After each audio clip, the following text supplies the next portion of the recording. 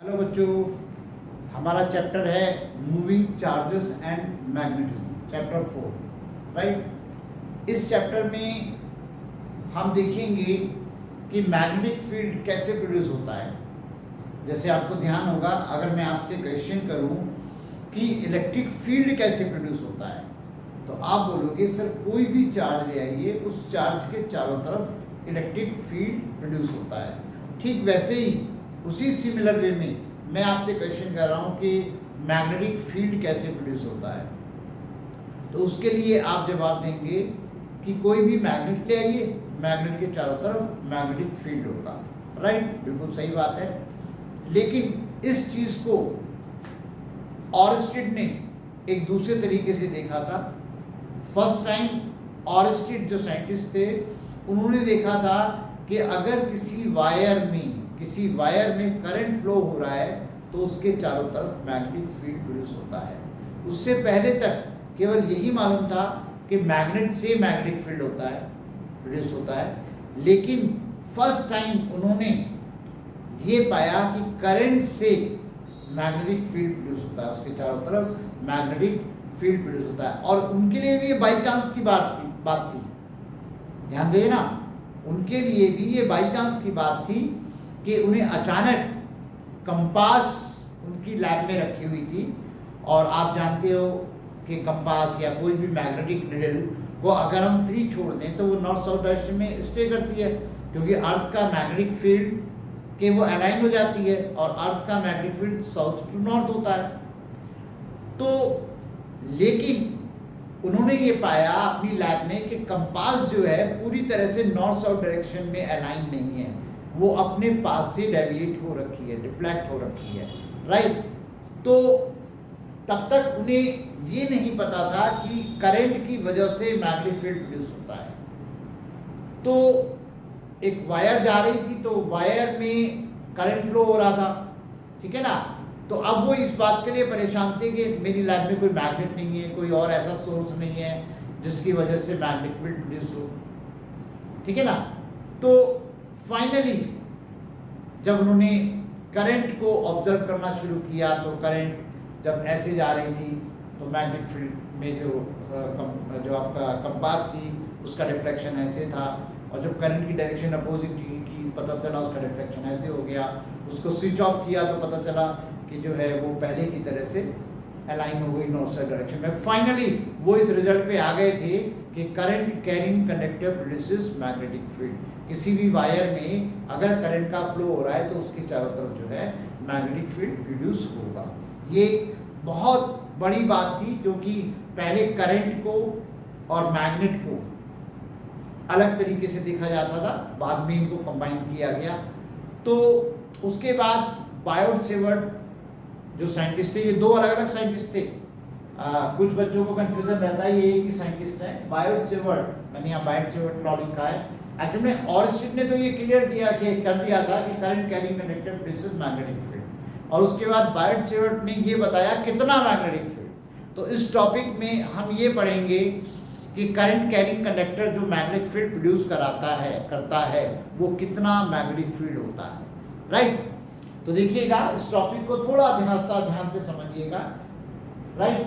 देखिएगा, यहाँ पे मैं एक वायर ले रहा हूँ जिसमें आई करंट फ्लो हो रहा है, ठीक है, और इसमें हम एक स्मॉल लेंथ कंसीडर करते हैं। ये देखिए, मैंने ये रेड मार्कर से दिखाया है, यहाँ पर आपके वीडियो में आ गया होगा ये रेड मार्कर। डीएल लेंथ मैंने ली है। डीएल यहाँ पे स्मॉल लेंथ है, राइट। मैं साइड में लिख देता हूँ, ये जो डीएल है ये स्मॉल लेंथ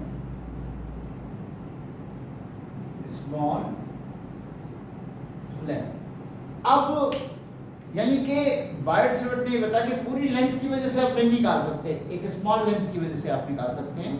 तो इससे आर डिस्टेंस पर आपने एक पॉइंट लिया P, here P is point at which magnetic field is required। मैं इस बात को लिख देता हूँ यहाँ पे, here P is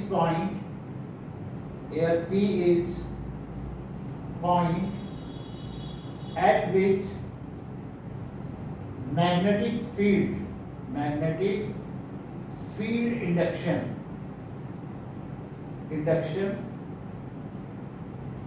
is required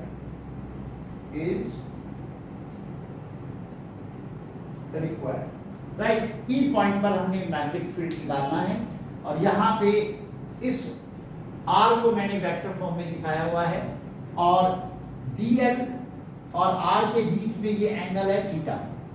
यहाँ पे एक्चुअल में क्या होता है, dl स्मॉल लेंथ, ये वेक्टर क्वांटिटी नहीं है और इसमें जब करंट का फ्लो हो रहा है तब ये एक वेक्टर क्वांटिटी बन गई।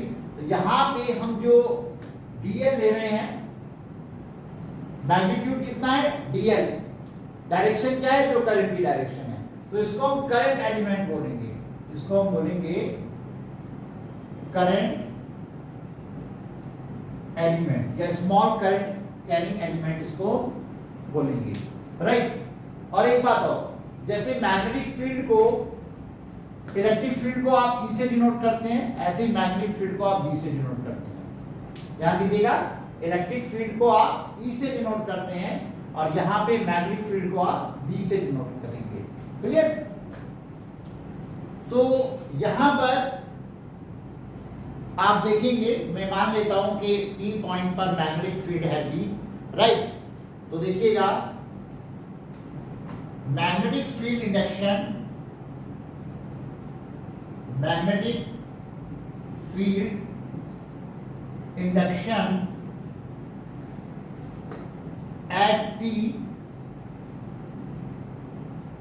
dV। अब ये किस बात पे डिपेंड करेगा, अब इसमें करंट का फ्लो हो रहा है, करंट का फ्लो हो रहा है, इसकी वजह से मैग्नेटिक फील्ड है। तो जाहिर सी बात है, जितनी ज्यादा करंट होगी उतना ही ज्यादा मैग्नेटिक फील्ड होगा। तो dV directly proportional to I,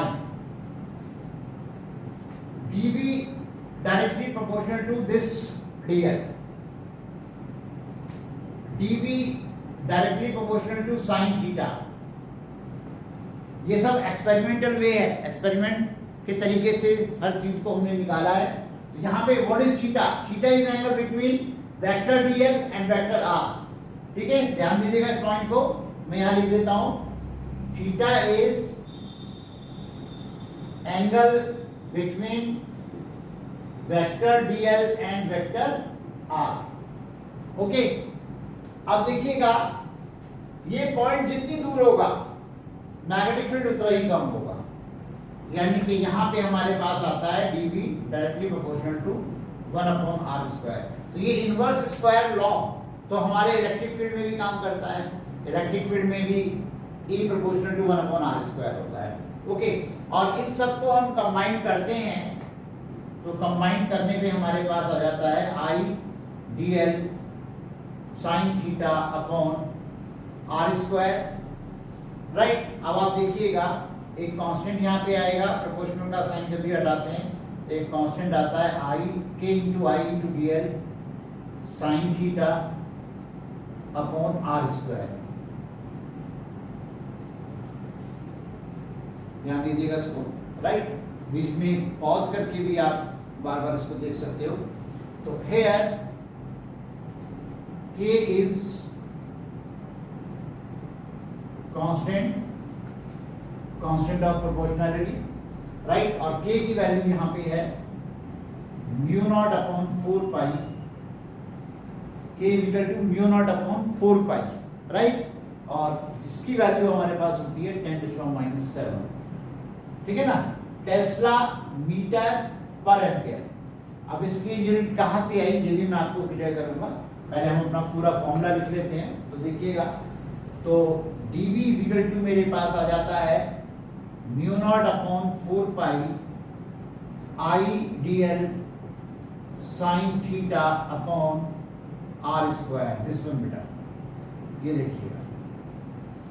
तो this is magnetic field induction at P point due to this current carrying element. मैं क्लियर कर दूं, यहाँ पे बहुत अच्छे से आपको समझ लेना है, पूरे वायर की वजह से हम मैग्नेटिक फील्ड नहीं प्रोड्यूस निकाल रहे हैं यहाँ पे हम इस dl लेंथ की वजह से इस पॉइंट P पर मैग्नेटिक फील्ड कैलकुलेट कर रहे हैं। जैसे आपको याद होगा कूलम्ब्स लॉ में जो हम इलेक्ट्रिक फील्ड लेते थे, E = 1/4π0 Q/r², तो वहां एक बाउंडेशन हुआ करती थी कि Q जो है वो पॉइंट चार्ज है, राइट। तो इसी तरीके से यहाँ पर जो DL है, स्मॉल करंट कैरिंग एलिमेंट, ये जो DL है ये आपकी स्मॉल लेंथ है बेटा।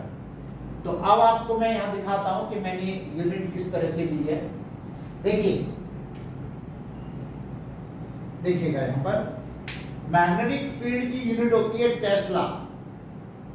ये आप याद रखिए, नेक्स्ट टॉपिक में मैं इसको भी क्लियर करूंगा। यहाँ मैं लिख देता हूँ, मैग्नेटिक फील्ड की यानी बी की यूनिट होती है टेस्ला, जिसे हम टी से डिनोट करते हैं बेटा, राइट। ठीक है ना। यहाँ पे कोई बच्चा पूछ सकता है कि बी की जगह आपने डीबी क्यों ले रखा है, राइट। तो आपको याद होगा जब भी स्मॉल वैल्यू होती है, एक्स की स्मॉल वैल्यू होती है तो डीएक्स लेते हैं, वाई की स्मॉल वैल्यू होती है तो डी वाई लेते हैं, एल की स्मॉल वैल्यू है तो डी एल ले रहे हैं। ऐसे ही बी की यहाँ पे स्मॉल वैल्यू है, क्योंकि स्मॉल करंट कैरिंग एलिमेंट की वजह से हम निकालेंगे, तो यहाँ पे मैंने डी भी लिया हुआ है, राइट। ओके, तो यहाँ पे आप देखिएगा, यहाँ पे ये है टेस्ला, टेस्ला मीटर स्क्वायर, ये मीटर ये एम्पियर, तो यहाँ से हम निकाल रहे हैं टेस्ला मीटर पर एम्पियर। तो टेस्ला वाली बात मैं आगे क्लियर कर दूंगा, ठीक है ना। तो यहाँ पे आपके मैग्नेटिक फील्ड की ये वैल्यू आ गई है। अब इसमें कुछ केस मैं आपको दिखा रहा हूं, ठीक है ना, तो वो आप देखिएगा।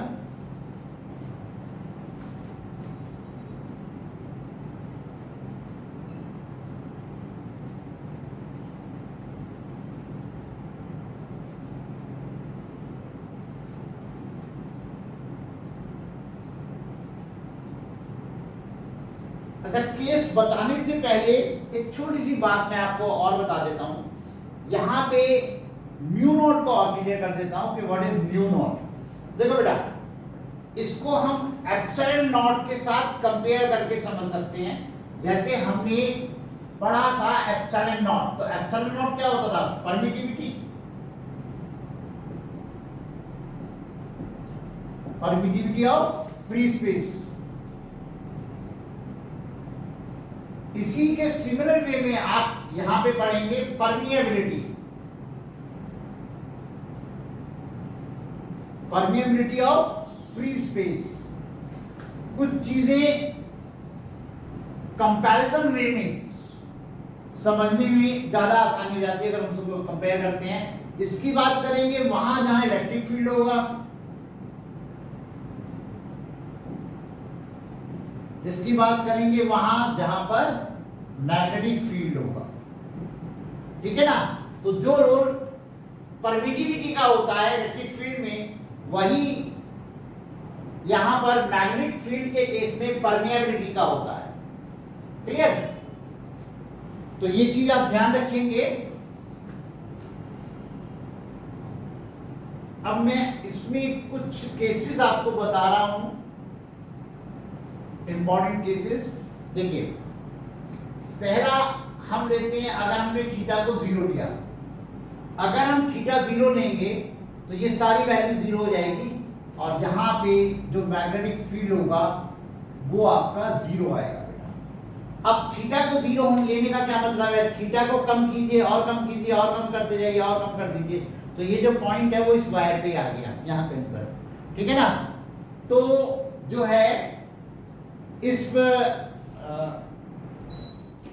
ये जो पॉइंट है ये वायर पे आ गया। दैट मीन्स अगर हम मैग्नेटिक फील्ड इसी पॉइंट, इसी वायर पे निकालना चाहें तो वो 0 होगा। इसी तरीके से हमारे पास दूसरा केस हम लेते हैं, थीटा इज इक्वल टू 180, तो यहाँ पे साइन 180 जो होता है वो भी 0 होता है, तो पूरा का पूरा ये 0 हो गया। अब यहाँ पे 180 का क्या मतलब है? यहाँ पे 180 का मतलब है आप इस थीटा को बढ़ाइए और बढ़ाइए, तो यानी यहाँ कहीं वायर पे पड़ेगा। दैट मीन्स थीटा 0 का मतलब ये है पी पॉइंट वायर पे ही है, और थीटा 180 पर भी मतलब ये है कि पी पॉइंट वायर पे है, ठीक है। और अगर पॉइंट वायर पे पड़ता है तो मैग्नेटिक फील्ड की वैल्यू जो है वो 0 होती है।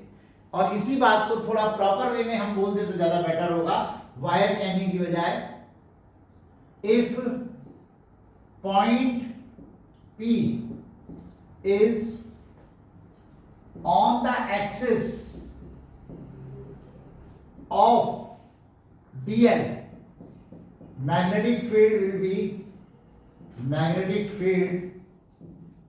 Will be 0। ध्यान दीजिएगा, ठीक है ना, कि अगर पॉइंट ऑन द एक्सिस है, चाहे वो आगे है चाहे वो पीछे है, मैग्नेटिक फील्ड जो है उसका 0 होगा। और थर्ड केस अगर हम बात करें तो थीटा इज इक्वल टू 90, तो यहां पे अगर थीटा 90 लेते हैं तो साइन 90 1 हो जाएगा, तो कितना रह जाएगा, तो यहाँ पे ये b आ जाएगा, dv is equal to mu naught upon 4 pi I D L sine 91 हो गया अपॉन आर स्क्वायर। और ये आपकी मैक्सिमम वैल्यू हो गई, मैक्सिमम वैल्यू हो गई। क्लियर है? तो 3 रिजल्ट्स, बड़े इंपॉर्टेंट रिजल्ट्स आपको देखने के लिए मिल रहे हैं, है ना। अगर पॉइंट एक्सिस पे है तो एक्सिस पे पॉइंट कब होगा, जब थीटा 0 हो या थीटा 180 के केस में हमेशा मैग्नेटिक फील्ड विल बी 0, और थीटा 90 के केस में ये मैक्सिमम हो।